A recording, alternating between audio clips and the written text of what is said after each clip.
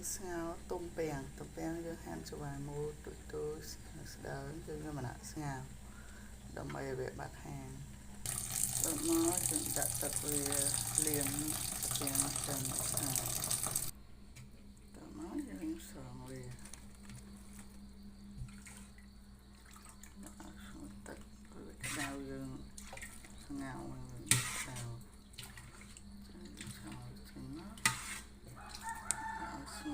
តោះមកយើងចាក់ខ្លាញ់ឲ្យក្តៅយើងដាក់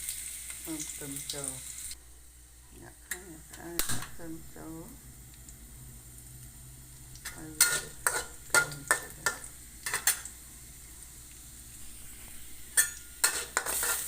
ាយើងឡើងក្រហមហើយយើងដាក់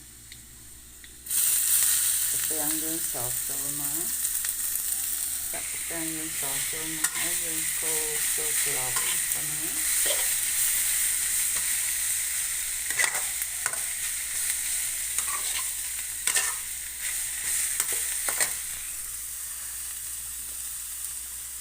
យើងទាយើងដាក់គ្រឿងក្របលើហើយមក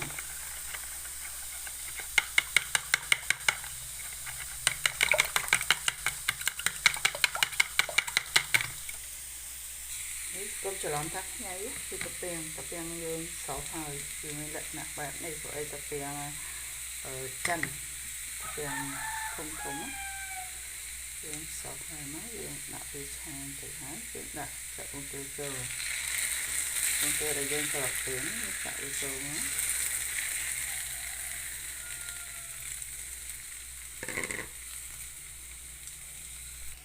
គេហៅពាំងចិនអ្នកខ្លះគេហៅពាំងសៃផ្អែម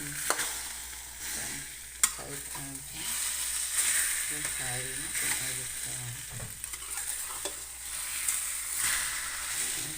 ជាទុំពាំងជាមួយនឹងពងទាចាស់ខាងទូ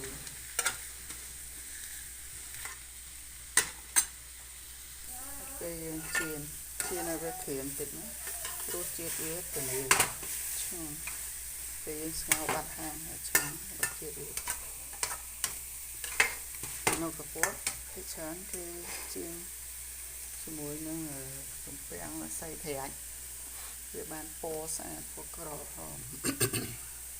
នេះពណ៌វាហៅលឿងខ្លះស្មានតែខ្ញីរសជាតិវាឈ្ងុយជាងនេះហ្នឹងឈ្ងុយយើងហើយដាក់ខ្ទឹមហ្នឹងមិនដាក់ខ្ទឹមយើងទៅជី